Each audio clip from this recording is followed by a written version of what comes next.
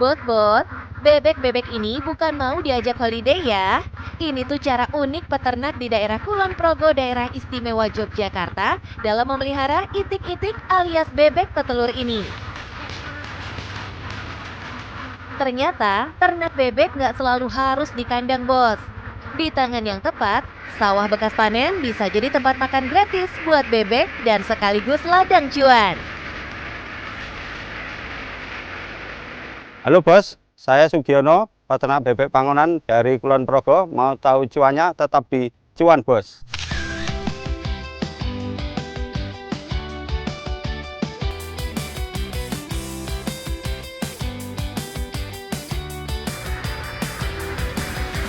Bos, dalam usaha ini, Sugiono memelihara bebek jenis Solo.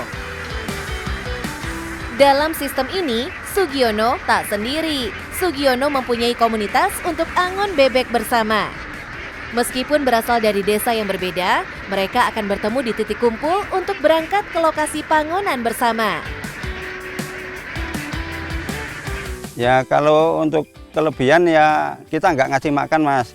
Istilah kita bisa dapat untung kan dari itu angon itu. Kalau angonnya kayak di daerah Kebumen, Purworejo itu kan lahannya luas mas. Jadi kita mau giring 400-500 itu bisa. Jadi, meskipun terlihat sederhana, tetap ada hitung-hitungannya, bos. Peternak harus paham kapan musim panen datang, seberapa luas lahan tersedia, dan berapa banyak bebek yang aman dibawa.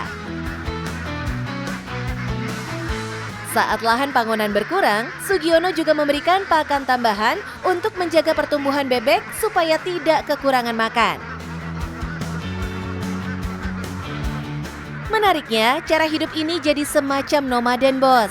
Ikuti sawah panen, ikuti sumber makan. Bahkan untuk tempat tinggal pun ada cara unik yang jarang kita dengar. Ya kalau ngan jauh kita sistemnya kayak ngekos gitu mas. Kita ngekos istilahnya per hari lah. Kalau bebek bertelur itu kita bayar kosnya tiap pagi. Pagi itu kita ngasih telur sama yang punya rumah itu 20 butir. Nah nanti kita di situ udah dikasih minum, ngopi, makan, sama tidur itu. Bos, di sini kita bisa lihat telur bukan cuma hasil ternak, tapi juga bisa jadi alat tukar untuk hidup sehari-hari. Kalau untuk kelebihan bebeknya yang jelas nanti kalau udah masa produksi ya kelebihannya kita nggak ngasih makan itu kita untungnya agak lumayan lah gitu mas. Kalau ngasih makan istilahnya kita untung entah itu 50.000, 100.000 nanti ya, ini kalau diangon kan 100.000 kita penuh. Sistem bebek pangonan membuat potensi keuntungan jadi lebih besar, bos. Namun, usaha ini tidak lepas dari tantangan. Membawa ratusan bebek dengan kandang yang ditarik motor bukan hal mudah. Perlu pengalaman, kesabaran, dan tenaga dalam menjalaninya. Menariknya lagi, Sugiono sudah memanfaatkan dunia digital untuk jualan. Setelah melihat iklan penjualan di sosial media, biasanya calon pembeli akan menghubungi dan menanyakan kondisi ternaknya. Kalau nggak Facebook ya WA itu ada grup, nah di posting nanti kalau ada yang komen, nah itu baru dikirim video, baru datang ke sini. Nah kita ngomongin masalah harga, kalau ada kecocokan ya diangkut gitu. Seiring bertambahnya usia, nilai jual bebek terus naik, bos. Siklusnya terus berputar. Jual, beli lagi, besarkan, dan jual lagi. Kalau udah siap telur itu ya 95, kadang ya nyampe 110. Kalau udah bawa telur itu bisa 120-an. Dari sinilah sumber pendapatan itu terus mengalir, bos. Dari usaha bebek pangonan ini, kita belajar satu hal sederhana. Nggak semua usaha harus dimulai dengan modal besar. Kadang cukup dengan membaca alam, memanfaatkan yang ada, dan berani jalanin prosesnya. Bos, bagi kalian yang ingin ternak usaha bebek, yang pertama kita harus teliti bos, pilih bibit yang berkualitas. Yang kedua, kita harus kerja keras karena penuh dengan tantangan namanya usaha ya bos. Yang ketiga, harus semangat bos. Yang penting cuan bos.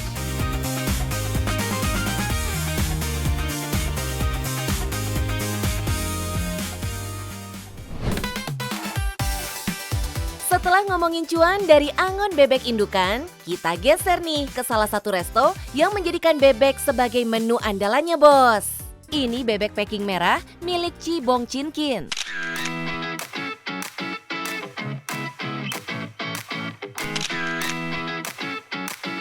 Awalnya sih, Doi cuman open PO bebek packingnya. Siapa sangka sekarang malah rame yang pesan dan udah punya beberapa cabang outlet bos. Mantap. Cindy Gula sampai kepo nih, mau belajar bisnis bareng sama Cicinkin. Lulus gak nih ya bos belajarnya? Halo bos, kali ini aku mau belajar bikin bebek packing. Yang mana bebek packing di sini tuh terkenal banget, udah punya 5 cabang. Harganya terjangkau tapi rasanya hauce. Penasaran gak sih? Jangan kemana-mana, tetap di Cuan Bos. Aku siap jadi pengusaha. Yeah. Wih, ada artis mau jadi pengusaha bos. Yakin nih Cindy Gula mau jadi pengusaha? Apa sih alasan kamu pengen jadi pengusaha? Sebenarnya karena pengen cuan pastinya, apalagi kan ini umur-umur yang lagi emas-emasnya gitu kan. Sebelum menikah, sebelum punya anak, belum berkeluarga tuh kalau bisa emang enaknya tuh udah punya usaha, jadi udah tinggal jalan autopilot.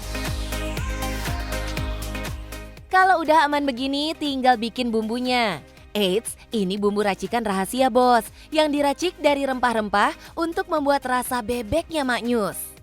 Bumbu ini aslinya diracik oleh suami Cicinkin yang udah berguru langsung ke Hong Kong nih bos.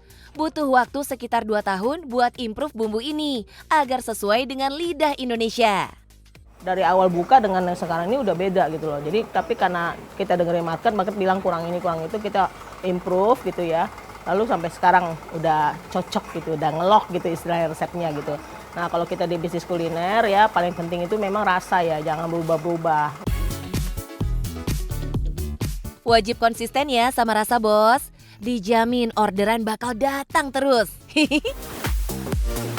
Proses pertamanya, sebelum bebek dibumbui harus diisi dulu pakai udara bos. Oh iya, udaranya dimasukkan di antara kulit dan daging ya. Sebenarnya seru banget sama unik ya, karena ternyata bebek itu aku baru tahu juga tipsnya, tadi dikasih tahu supaya kulitnya tuh crunchy dan gurih, itu harus disemprot pakai udara. Jadi tadi ada alatnya khusus dan itu harus benar-benar pas, karena kalau nggak di tengah-tengah antara kulit dan juga dagingnya, percuma nggak akan ngembang. Selanjutnya, tahap perbumbuannya nih bos. Masukkan bumbu racikan ke dalam perut bebek dan jangan lupa untuk dijahit perutnya agar bumbunya tidak keluar lagi saat dipanggang bos. Hihi. Berat 1 ekor bebeknya bisa mencapai 2,5 kg. Lumayan butuh effort nih bos, tapi bisa ya Sin. Lanjut deh, Cindy mandiin bebeknya. Tapi hati-hati ya, jangan sampai kayak tadi. Tujuan mandiin bebek ini menurut Cicinkin biar kulit luar bebek bisa lebih bersih dan lebih garing bos. Nah iya, saya yang takut juga jadinya. Nah ya udah guyur aja. Kenapa nggak dicelup aja, Ci? Nah, takut. Kenapa dia nggak direndam aja, Ci, berendam? Boleh, rendam juga boleh. Ya udah. Nah, udah guyur. Jadi dia sepakan. Tinggal nyiram-nyiram. Ini gini nih kalau cewek nih, ada aja caranya dia cepet. Wah, Cindy udah mulai capek ya? Mana nih semangatnya yang mau jadi pengusaha? Malu dong Cindy sama Cicinkin yang udah berbisnis bebek ini sejak 2019 lalu. Awalnya sih kita juga nggak banyak ya, karena kan memang orderan sendiri kok ya ada yang minta baru dibikinin dulu by PO kalau dulu. Gitu. Jadi kalau saya mau dong, tapi besok baru bisa diambil gitu, nggak bisa langsung diambil. Lanjut proses produksinya lagi ya Cindy. Ini proses paling ikonik bos.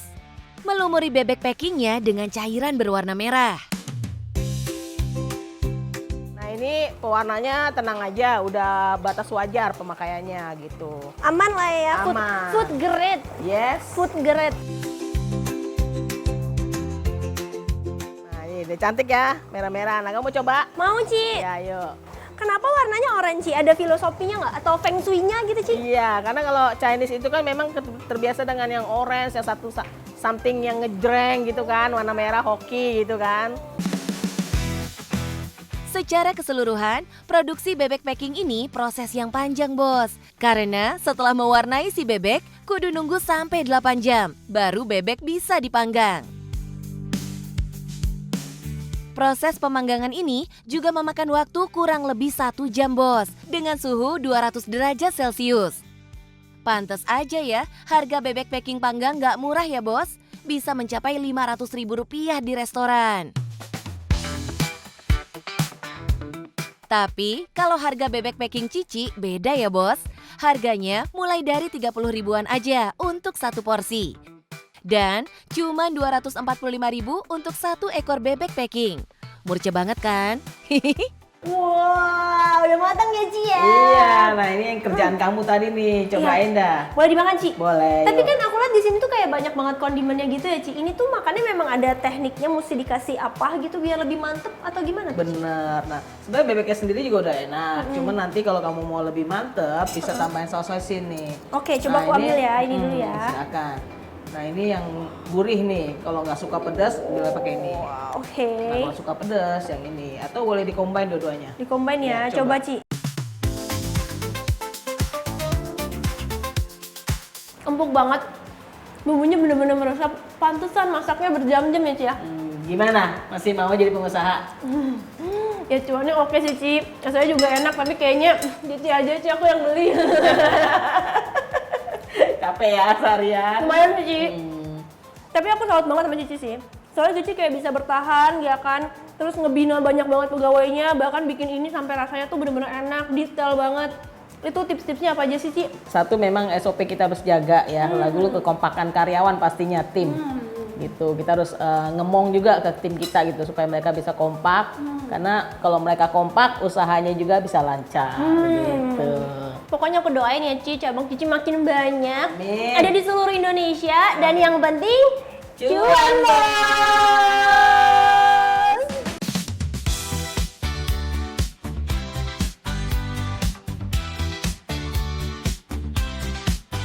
Cuma jualan bubur ayam, tapi bisa ludes 2.000 porsi.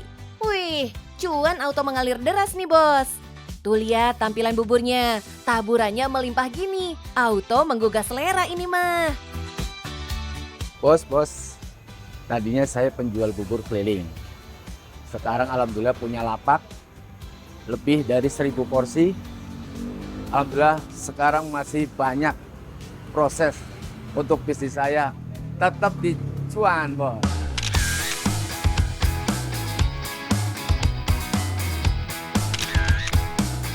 Bubur ayam Bang Dul ini terkenal sama teksturnya yang padat dan lembut gitu, Bos. Buburnya juga udah gurih meski tanpa kuah karinya. Yang jadi ciri khasnya nih, Bos, kuah karinya ini tanpa santan gitu. Makan bubur ayam di sini, sate-sateannya juga rame banget. Ini juga nih yang bikin pelanggan gak bosan makan bubur ayamnya Bang Dul. Bos, kali ini lagi proses sate. Kali ini ada sate hati, ada sate kulit, sate usus, sate ampla, sate telur. Sehari bisa 1.500 tusuk untuk sore saja. Sate sebanyak ini udah pasti bakal habis gak kesisa, Bos. Karena emang yang beli serame itu. Gak percaya? Nih, saking ramenya aja nih, kalau mau pesen bubur di sini harus ambil nomor antrean dulu, Bos. Sampai ada loh yang bela-belain datang 2 jam sebelum warungnya buka. Wih. Ibu dari mana, Bu? Saya di Maka Putih, Mas. Oke. Ini ngantri apa ini? Lagi ngantri bubur, Bang Dul. Dari jam berapa, Bu? Tadi jam berapa ya? Jam 1, jam 2 nih. Ini sekarang jam berapa nih? Jam 3. Kisah bisnisnya ini dimulai dari Bang Dul yang ikut sang kakak jualan bubur ayam di usia 14 tahun. Di masa-masa ini nih, yang bikin Bang Dul pelan-pelan jadi banyak belajar soal bisnis, Bos. Meskipun usianya saat itu masih muda banget, tapi Doi udah bisa tuh dikit-dikit nyontek resep bubur ayam yang enak kayak gimana. Di tahun 1999 ikut kakak membantuin, ikut jualan juga. Alhamdulillah tahun 2000 belajar mandiri. Di awal tahun 2000-an, harga bubur per mangkoknya masih murah banget, Bos. Sekitar 500 sampai 1.000 rupiah aja. Waktu itu sih, Bang Dul cuma berani bawa 4 liter bubur aja, Bos. Itu pun harus jualan dari pagi sampai siang dulu, baru habis. Dari awal modal, buka bubur keliling itu 70.000. Kalau gerobak ya, gerobak mungkin zaman tahun 2000 mungkin bangsa 2 jutaan. Dari jual keliling pakai gerobak, sekarang Bang Dul udah punya tempat sendiri yang lebih luas nih, Bos. Bahkan udah nggak cuma jualan di pagi hari aja. Bang Dul juga akhirnya buka kloter kedua di jam 5 sore. Ini saking banyaknya permintaan dari pelanggan setia nih, Bos. Awalnya sih cuma jualan sendiri. Sekarang, Doi bahkan udah punya karyawan lebih dari 15 orang loh, Bos. Suksesnya bubur ayam Bang Dul ini bukan karena Doi rajin bikin konten di medsos ya, Bos. Tapi Doi konsisten jaga rasa dan kualitas. Biar pelanggan nggak kapok tuh beli bubur di sini. Dari pelanggan lama yang setia, Doi yakin mereka bisa bantu promosiin ke lingkungannya sebagai calon pembeli baru.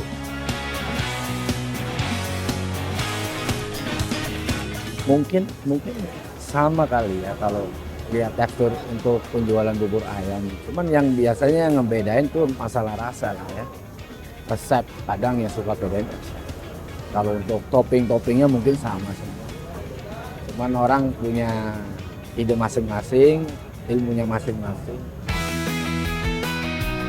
Nah, biar nggak clueless dan makin pede buat jualan bubur ayam juga nih, Bos. Dengerin deh beberapa tips dari Bang Dul. Biar bisnis bos-bos bisa kecipratan cuannya.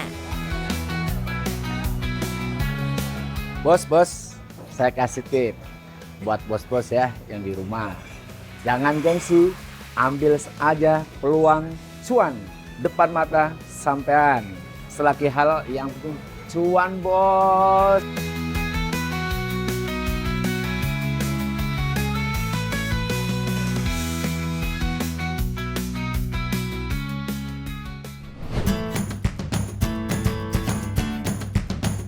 Bos-bos, ngomongin soal abon yang menjadi salah satu topping di bubur ayam Bang Dul, ternyata cuan dari usaha pembuatan gak bisa kita anggap remeh.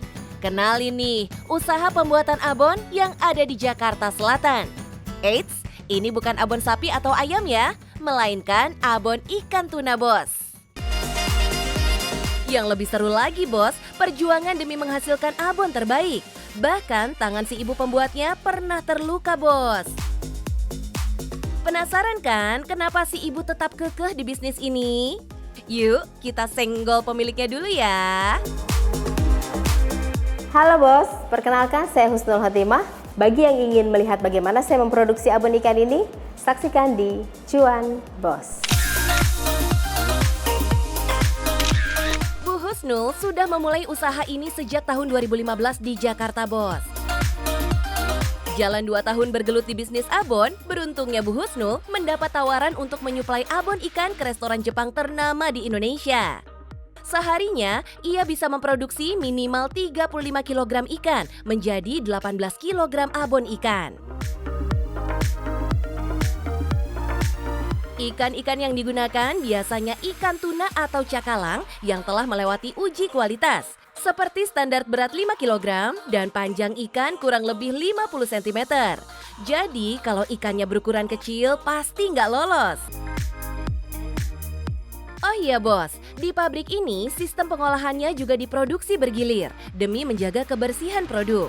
Soalnya Bu Husnul pernah merugi sebelum menerapkan proses pengolahan bergilir. Ada komplain gatal, itu satu kali kirim kita 300 kilo gitu. Padahal yang gatal itu bisa jadi hanya 1 kali goreng itu gitu. Mau 1 kali goreng itu kan kita sekitar 3 kilo gitu kan. Tapi karena pengirimannya 1 kaligus, jadi kita tarik semua 300 kilo. Jadi kalau kerugian itu dari waktu itu harganya 230.000 ya. Dikali 300 kilo lah, itu kira-kira itulah kerugian.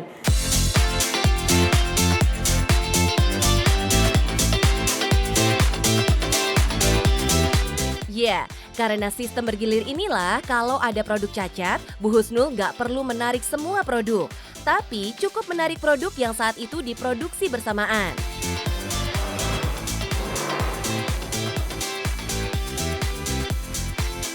Selain pantang menyerah, belajar dari kesalahan juga perlu, Bos. Awal-awal mendirikan bisnis ini, Bu Husnul cukup bergelut dengan yang namanya parutan demi mendapatkan abon yang ia inginkan. Nah, saya nggak mau abon ikan ini jenisnya sama dengan abon-abon ikan yang lain. Saya ingin abonnya ini berserat juga seperti sapi. Ya, itulah yang susah. Itu awalnya tuh saya parut sendiri, parut pakai tangan gitu kan, berdarah-darah gitulah ceritanya gitu. Tapi ini kadang-kadang parutan yang ini bagus gitu hasilnya, parutan yang ini hancur gitu. Jadi dicarilah, akhirnya ketemu. Waktu sekitar 6 bulan untuk mendapatkan abon ikan sesuai kemauan Bu Husnul, yakni yang berserat dan menggumpal layaknya sapi. Soal rasa, Bu Husnul juga yang meracik bumbu-bumbunya. Ide usaha abon ikan ini awalnya tercetus saat ia berada di kampung halaman suaminya di Halmahera. Karena memang pada saat itu kita sering pulang kampung lihat hasil laut yang begitu banyak, tapi nggak mau pusing juga dengan pengawetan dan lain-lain gitu. Namanya pengusaha baru, dipilihlah itu yang dry food itu gitu. Awalnya mau mudah ya Bos, tapi ternyata tetap aja penuh perjuangan. Nah terus, kalau omset per bulan saat ini berapa dong Bu?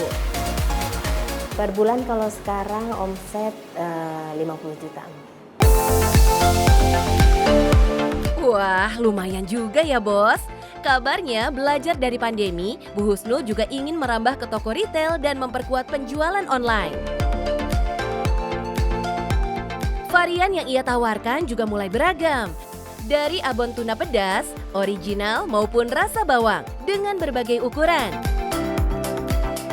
Harga yang ia berikan juga terjangkau Bos, mulai Rp29.000 sampai Rp54.000. Gimana Bos, tertarik mencoba di bisnis makanan yang satu ini? Bos, sudah lihat kan bagaimana kita memproduksi abon ikan hemoro ini? Untuk para pebisnis pemula, tetap semangat. Mulailah dari hal yang paling kecil, paling mudah dan paling murah. Dan yang penting adalah cuan Bos!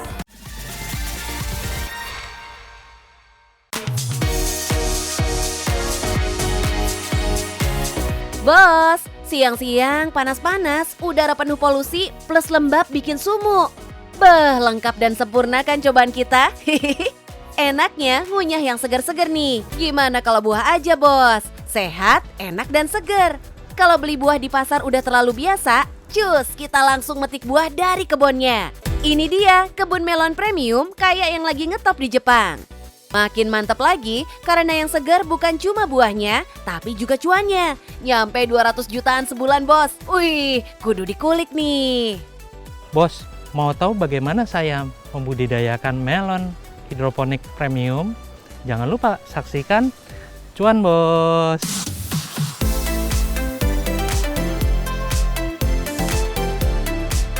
Kenali nih, petani dan pengusaha kebun melon yang super keren. Doi nggak punya background ilmu pertanian loh Bos, tapi sukses banget garap bisnis hidroponik melon premium ini. Siapa bilang berkebun buah itu membosankan? Nih, lihat buktinya. Berawal dari ketertarikan sih. Karena selama ini kan kita analisa itu kebun-kebun wisata itu jauh. Kemudian yang kedua adalah kita memang ingin membantu untuk edukasi anak-anak juga. Nah, kebanyakan anak-anak zaman sekarang kan nggak tahu kebun melon seperti apa, tanaman melon seperti apa. Keren ya, bikin kebun aja pakai analisis canggih. Makanya nggak heran, kebun pria 47 tahun ini tuh konsep dan sasaran pasarnya jelas. Nggak asal ngawur buka kebun buah, tapi strategi dan langkah bisnisnya dipikirin banget. Lihat aja nih, tempatnya yang didesain super cool, langsung pada PW kan nongkinya. Di sini, pengunjung bisa healing sambil krauk-krauk cemal-cemil buah melon segar yang mereka petik sendiri dari pohonnya. Kebun dan kafe ini tuh adalah hasil pengembangan kebun melon hidroponik Pak Jo di daerah Curug. Yang hasil panennya sebagian besar memasok toko-toko buah besar di Jakarta. Gak mau puas dari hasil kebun aja, inovasi bisnis pun dilakukan dengan buka kafe dan agrowisata yang fokusnya ke buah-buahan impor. Nah, kemudian saya melihat juga buah-buah itu kebanyakan sekarang masih kebanyakan impor. Jadi saya berpikir kenapa nggak benihnya kita bawa, kita tanam di sini. Nah, di sini ada 4 greenhouse buat menanam 6 jenis melon premium, Bos. Nah, ini dia jenis melon yang paling banyak penggemarnya. Namanya melon hami, yang bentuknya agak lonjong. Dagingnya manis dan garing, jadi crispy banget waktu dikunyah. Terus ada ini juga, Bos, melon jenis kaori yang bentuknya lebih bulat. Dagingnya lebih basah dan berair, seger banget. Satu lagi nih, kesayangan pengunjung, melon kiro yang kulitnya kuning cantik. Dagingnya juga crunchy nih. Pengen tahu harganya, Bos? Namanya juga buah benih impor kualitas premium ya. Ada harga, ada rupa dong. Harga kami itu di angka 60.000 sampai dengan 90.000. Tetapi nggak tertutup kemungkinan kami juga produce 1 tahun 1 kali melon yang super premium. Wih, beneran melon sultan kesayangan semua kalangan nih. Walaupun agak mahal, tapi penggemarnya banyak. Ya iyalah, lawang nanamnya aja pakai teknologi hidroponik yang asupan air dan vitaminnya non-stop. Semuanya dialirkan lewat selang yang diselipkan di setiap bawah pohonnya. Alhasil, melon cakep ini bisa dipanen dengan jangka waktu 75 hari, mulai dari tumbuh bunga sampai buahnya siap dipetik. Saya nggak bisa bilang ini gampang atau susah. Kalau dibilang susah enggak, cuman selalu ada tantangan. Karena yang namanya kita bermain dengan tanaman itu bukan berarti sama seperti barang di pabrik. Sekali cetak jadi, enggak. Tapi kan kita harus lihat kondisi alamnya seperti apa. Pastinya ada gangguan-gangguan OPT hama dengan jamur, ya tentunya ada rasionya. Nah, rasio tersebut yang kita perhitungkan. Wah, ternyata emang wajib belajar dulu nih kalau beneran mau serius berbisnis buah premium, Bos. Tantangannya banyak. Mulai dari cara perawatan khusus, luas lahan yang mencukupi, sampai asupan air, vitamin, dan oksigen yang pas takarannya. Gimana? Udah pada pegelinu belum kakinya abis keliling panen melon? Kalau udah capek, melipir cus ke mini cafe cantik yang pilihan menunya lengkap banget, Bos. Selera Nusantara sampai menu bule ada semua. Harganya juga aman, mulai dari 20 ribuan aja. Si cafe ini juga jadi sumber cuan tambahan nih buat bisnisnya Pak Jo. Total doku yang masuk tiap bulan pun jadi semakin mengesankan. Kalau omset di tempat kami itu kisaran di angka 90 sampai dengan 200 juta per bulan. Inilah, Bos, yang namanya buah manis dari perjuangan. Nggak kebayangkan gimana dulu jungkir baliknya Pak Jo mengembangkan bisnisnya? Satu hal yang pasti sulit dilakukan adalah menemukan karyawan yang benar-benar pas sama kebutuhan perusahaan. Kalau tantangan selalu ada. Tantangan pertama adalah bagaimana SDM kami bisa konsisten. Bisa melihat, oh nih lagi ada problemnya seperti ini. Mereka bisa inisiatif untuk melakukan pencegahan. Tuh, kalau pengen jadi karyawan andalan, ya kudu ikutin semua SOP yang sudah ditetapkan perusahaan. Nah, cari SDM yang modelan begini nih yang susah. Padahal taruhannya tuh nama baik perusahaan ya. Ya, Bos, tadi kan udah dengerin saya bicara ya tentang melon, budidayanya.